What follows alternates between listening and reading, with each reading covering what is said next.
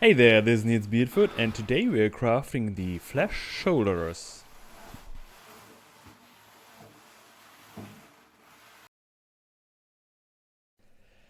As for all pieces of the flash armor set, you want to make a cardboard model first, and this is absolutely mandatory to make sure it does fit you and make adjustments if needed. If you don't want to make a cardboard model, don't try this project. Once done with the model and ensured that it fits, we can now transfer the pattern on leather and cut it out. We're using 2.7 or 7 ounce wedge tanned leather here, as well as 3.5mm or 9 ounce wedge tanned leather here.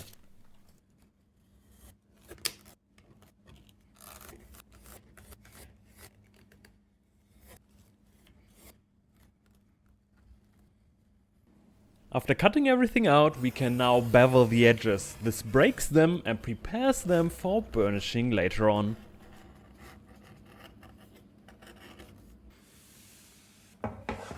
We also got quite a few round and sewing holes to be punched. Additionally, we got these little oblong holes, which are supposed to have then later on screw rivets to slide up and down just a little bit.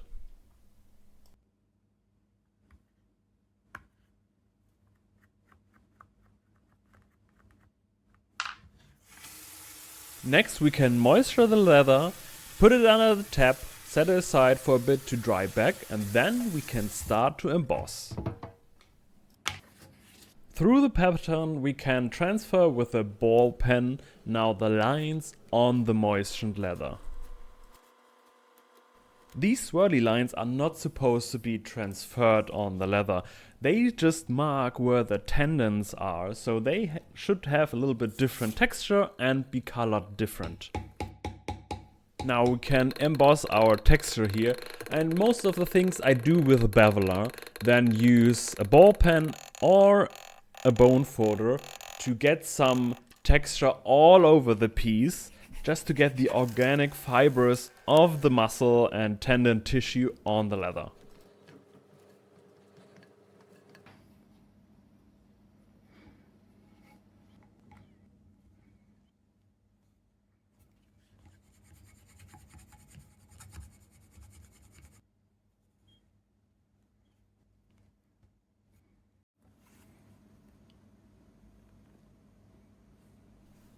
For the inside of the elbow, we got these pieces here, and you want to heavily bevel the area right behind the sliding rivet, just to make it later on for the rivets a little bit easier to slide there.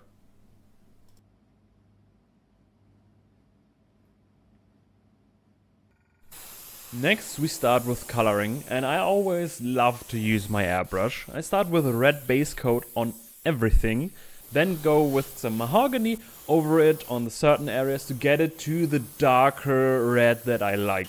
And after this, get some black, mostly along the edges, to give it more darker evil look, and also go in a low angle to create shadows on the texture.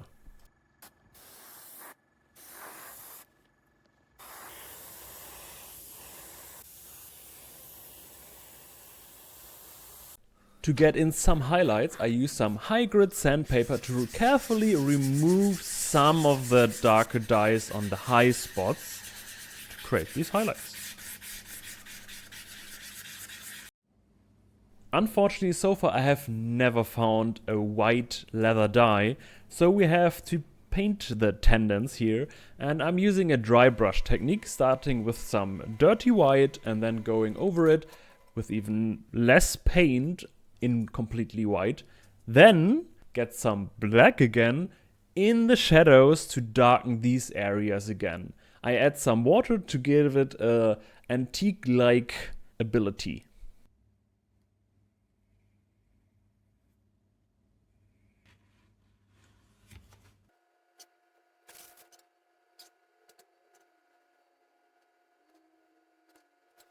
To protect the leather and the paint, we go over it with some leather finish. But be careful, there is a chance, because the acrylic paint is water-based as well as the leather finish, that you rip it off. So carefully tap it on, at least the first coats. Also put it on the edges to use the moisture for burnishing.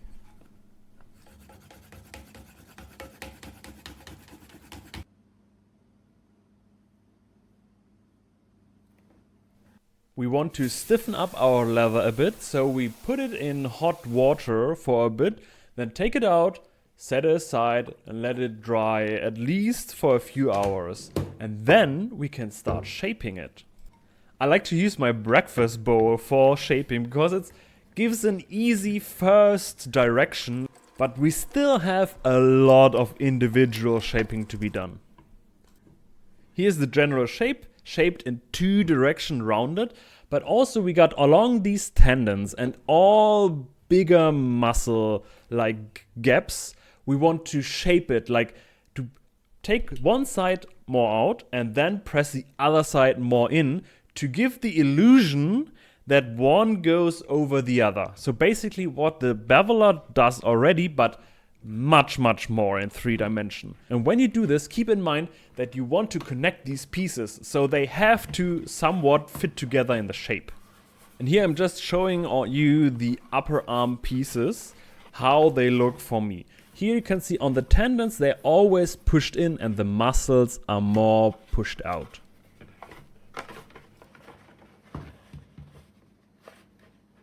Here on the forearm we got the very same way we want to do this, but there's less of it. On the outside elbow there's barely any of it because we don't have the room for it, because these pieces have to move together. So doing it only with the bowl is completely enough. But we got these little spiky parts where we want to bend the spike area that later will be sewn. We want to bend it outwards in the other direction so the two pieces fit together. These are the shoulder pieces. Here it's mostly the same. We want to give it also along some of these gaps. We want to get rounded shapes and then sew these gaps together to itself to close them. On a shoulder blade it doesn't really matter, just give it some character. Also we got these little pieces here which are special. This one is bent in the other direction on the bowl, and the other one has this huge fold here that will be later on connected here to the shoulder blade, top side to top side. Now we come to a special part, the inside of the elbow. These pieces need to be shaped, but we have to connect them first to make sure they all go along with each other. Note that the pieces on the left are a little bit different in size than pieces on the right. And we connect them via these screw rivets. I recommend you to get one of these cheap boxes per arm and some washers to help you get the right distance. Because these screw rivets are not allowed to be too tight, because else they cannot slide. And we screw these pieces together, and yeah, that's pretty much it. Then we can moisten it and then shape them all together. And here you can see how these pieces are supposed to be fit and move together. And for the moment it's completely fine if you just put them in somehow to get a feeling for this and shape them. That's not the final fit, because later on we're gonna put some glue as screw stopper in those screw rivets. Now you can just give it a rounder shape to fit your elbow inside. Now after shaping we can start to assemble. Here with the elbow outside, the spiky part, put on some contact cement or other glue, let it dry for a bit. You can use a hairdryer to speed it up, glue it together, make sure the holes align and then sew it.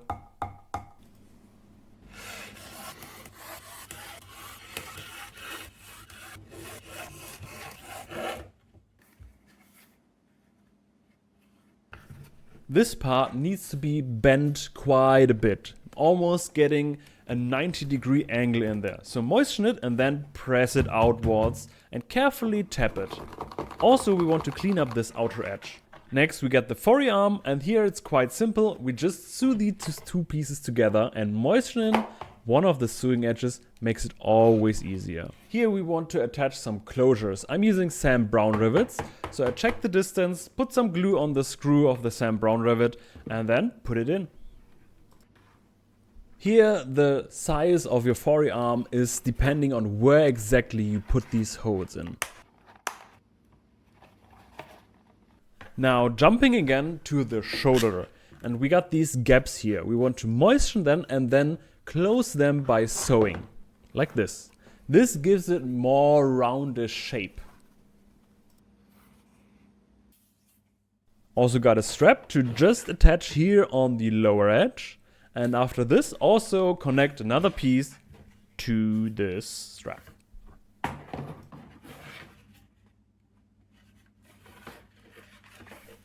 Moistening at least one piece is quite the game changer here to make it just a little bit easier.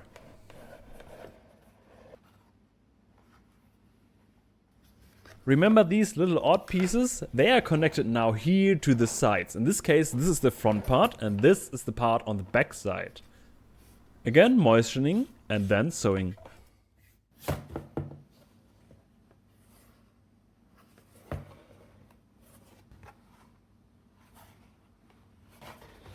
And the very same thing for the shoulder blade.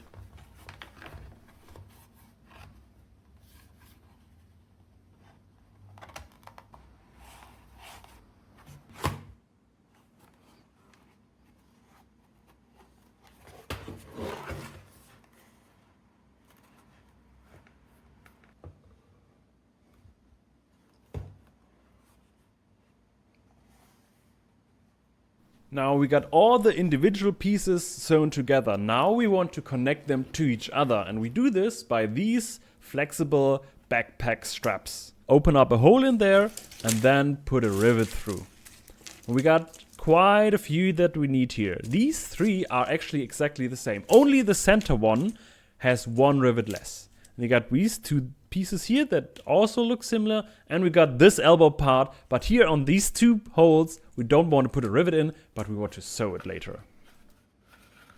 Now starting with the piece of the upper arm, attaching the elbow strap here on the one side and the other three that are almost exactly the same to the other side of the same piece. This all sounds quite strange and confusing, but check the manual and you see exactly where which piece is supposed to fit. So we got the forearm on the other side of the elbow strap, and then we add the elbow pieces to the elbow strap.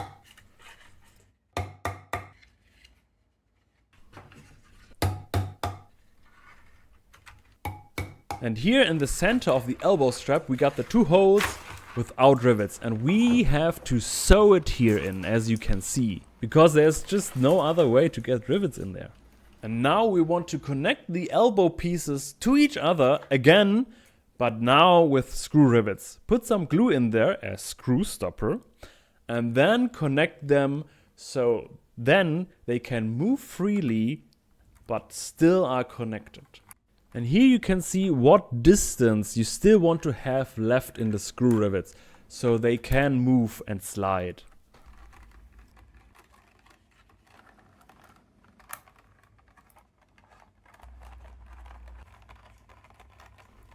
And next we can connect the inside of the elbow in there. Note that here on the side, one of the rivets is missing. Why? Because it's going to be connected to the elbow. So just connect it to the forearm, then get a long screw, it's mentioned here in the manual, a long one. Rivets are not be long enough. Get a real screw and screw it in there. And then also on the upper side of the elbow.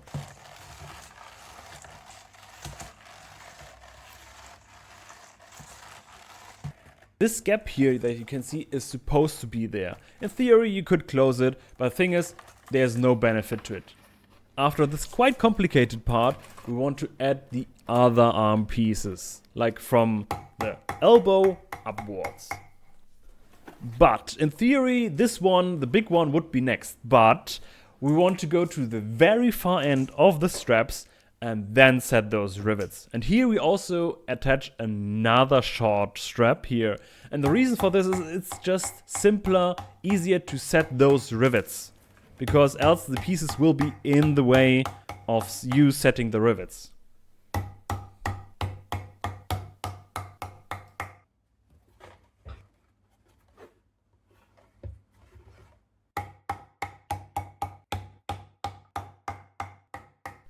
Now for the area of the shoulder blade, here we want to again use screw rivets that can slide. Last part is connecting these pieces here to itself. In theory you could use rivets, but the thing is, if you do, you never will be able to get in there again to maintain some screw rivets or whatever. So just sew it together. This is completely enough. It's strong and you can reopen it. Now, how to attach the shoulder armor to your chest armor. I discovered these Loxx fasteners. They are super strong, easy to put in. You also could use screw rivets or a buckle and a strap, but I wanted to test out these. So if you want to try out these, they are easy to install. Just get a 10mm hole and screw them in. That's it. Yes, they're quite a bit expensive, but down below I got a discount code for you. And that's it for the flash shoulders. The most difficult part here is doing the sizing correctly. And if you've done this, everything else should be much easier. So absolutely do this cardboard model first, and then you're good to go. I wanted to add as many movable techniques from historic armor here as possible to get all the range of motion that is needed for LARP combat, and I think it worked out quite nice.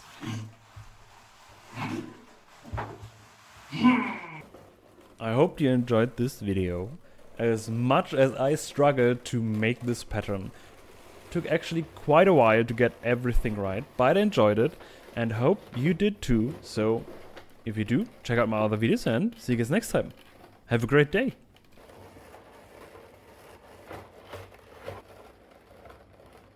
You may have noticed this hooking here of the shoulder hooking in the chest armor, and to get rid of this, it's because of these edges here.